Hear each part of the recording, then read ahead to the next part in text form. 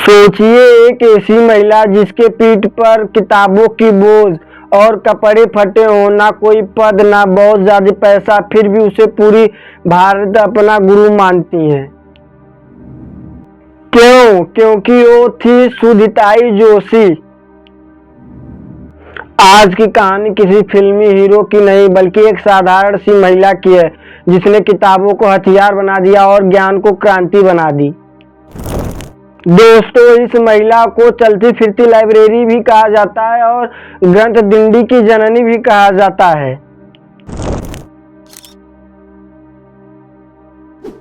सुधिताई जोशी का जन्म 1926 ईस्वी में महाराष्ट्र में एक साधारण से परिवार में हुआ था। कम उम्र में शादी, कुछ समय बाद पति का निधन, विधवा जीवन और आर्थिक तंगी, समाज की उपेक्षा, ये सब एक महिला के लिए निराश हताश करने के लिए ही काफी था। लेकिन सुधिताई जोशी ने अपने आप को टूटने नहीं दिया, अपने आप को और भी स्ट्रांग बनाने की कोशिश करी। विधवा होने के कारण उन्हें कहीं काम करने को भी नहीं मिलता था और लोग कहते थे कि इस उम्र में क्या ही कर लोगी, अपना जीवन व्यर्थ ही है। लेकिन यही ताने उनकी ताकत बन गई।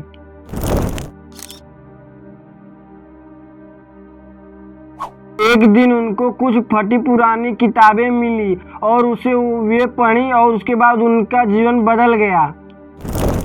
उन्होंने इस किताब से महसूस किया कि किताब को पढ़ने से इंसान कभी भी अकेला महसूस नहीं कर सकता।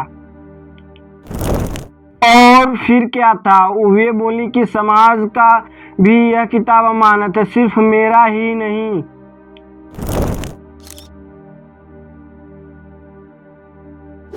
सुधिताई ने अपने पीठ पर किताब बांधी और साइकिल से घूम घूम कर गांव-गांव में किताबें देने शुरू कर दी। जब उनको कोई बच्चे पैसे देते तो ये कहती कि पढ़ करके मुझे लौटा देना और हमेशा यह याद रखना कि पढ़ना जरूर। और फिर धीरे धीरे यही साइकिल से उनकी धीरे धीरे आंदोलन शुरू हो गई।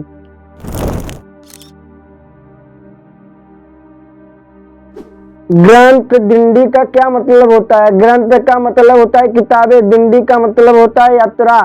तो दोस्तों, ग्रंथ दिंडी का मतलब है ज्ञान को लोगों तक पहुंचाना।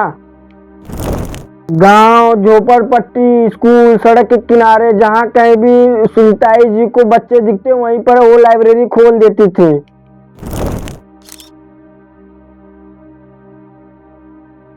हजारों गांव, लाखों बच्चे और विभिन्न प्रकार के पुस्तकालय भी खुल गए। बिना सरकार, बिना पैसे और प्रचार के, सिर्फ एक नियत और निष्ठा के साथ ही।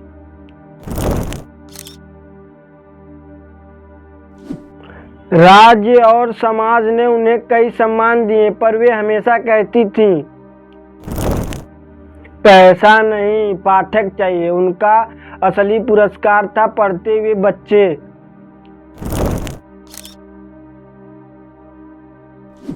वे हमेशा कहती थी कि किताबें कभी बूढ़ी नहीं हो सकती और पढ़ने वाला भी कभी बूढ़ा नहीं हो सकता।